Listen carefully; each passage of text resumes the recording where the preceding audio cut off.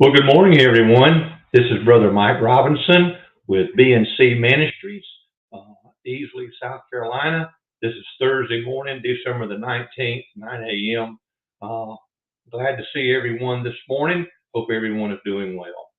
I have another little series of sips of water I'd like to do. We're going to draw a big bucket of water from the well, and then we're going to take little sips of it all along for the next few broadcasts. And I want to call this by a phrase that I am very familiar with. When I was a young boy growing up in Powdersville, my dad owned a garage. He was an auto mechanic. And there were many, many times when my dad would be working underneath the car or somewhere where the light wasn't too good, and I either had to hold a trouble light or a flashlight for him to see by. Well, you know how little boys are. After about 30 seconds, they're bored stiff and they want to go do something different. They don't want to just sit there and hold a flashlight in the same place for 20 minutes. So as I was sitting there holding the flashlight or laying there or standing, whatever the case might require, eventually I would let my arm relax and the flashlight beam would shine somewhere besides where Dad needed it. And sometimes Dad would be quite colorful in how he would tell me to get the light back on what he was doing. And so I want to call the name of this series of lessons, this series of broadcasts, A Little More Light Here, Please. Dad wasn't quite that nice sometimes. Most of the time he was, but there were those times after he had already told me 10 times to get the light back up where he was working, then he would begin to get a little colorful.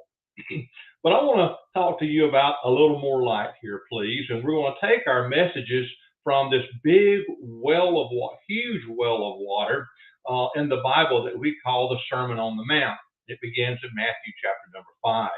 And there are several verses in there that I want to look at as we discuss these things for the next several podcasts. And I'll read those verses to you. It's in Matthew chapter 5. And it begins with verse number 14 and goes through verse 16. So let's begin reading. Ye are the light of the world. And I stress that word light because I want to say a lot about that light. Ye are the light of the world. A city that is set on an hill cannot be hid. Neither do men light a candle and put it under a bushel, but on a candlestick. Well, duh, that makes sense. Why would you light a candle and then hide it with a bushel basket? But on a candlestick, and it giveth light unto all that are in the house. It's useful.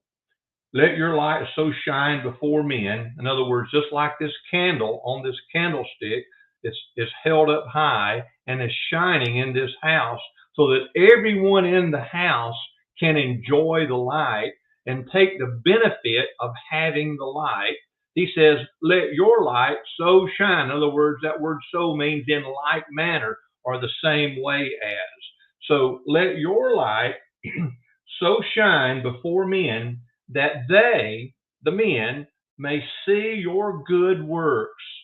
Your good works are there for a reason, and they're cause for a specific reason, and we're going to discuss that as we go through this. And glorify your Father which is in heaven. So there is, my goodness, if we really broke this down into minute detail, we could have a series of lessons on just these 3 verses of Scripture for probably the next year, but we're not going to do that. We want to move on and go to other places in the Bible where we can hopefully discuss things and hopefully be a blessing to those of you who are listening. But I want to talk about that light. Good morning, Brother Jerry James. Good to see you this morning. I'm just glad to know you're up and about. Well, I've heard a lot of preachers talk about this light that we have, that we are the light of the world. And most of them talk about reflecting the light of Jesus. But that is not what this verse says at all. If you'll look closely, it says, ye are the light. It doesn't say you're the mirror. It doesn't say you're the reflector. When when light hits something, light is made up of all these different wavelengths, and we see that in the rainbow. All these different wavelengths create different colors. And when you see a rainbow, you see a series of colors which represent different frequencies or wavelengths of light. And so when light hits an object, if an object matches our criteria for one of those wavelengths, it will absorb that wavelength, and all the other colors are absorbed. It will reflect that wavelength. All the other colors are absorbed, but it reflects back the color that it represents. So if light is shining on something red, it absorbs all the colors of the rainbow except for red, and it reflects that back, and our eyes see that reflected light. The object we're looking at is not the source of the light, it's a reflection of the light. But the Bible tells me that when we get saved, Christ lives within us. The Bible tells us, Christ in us, the hope of glory. So if Christ is the light of the world, if he is the light, then it means he is the source of the light that we have. So we're not simply reflecting the light of Christ, we are projecting the light of Christ because he's shining from within us. And if he is truly on the throne of our heart, then our lives are going to show forth the fact that we are saved, that we belong to Christ, we love him, and we're going to do those things that are right in the sight of God.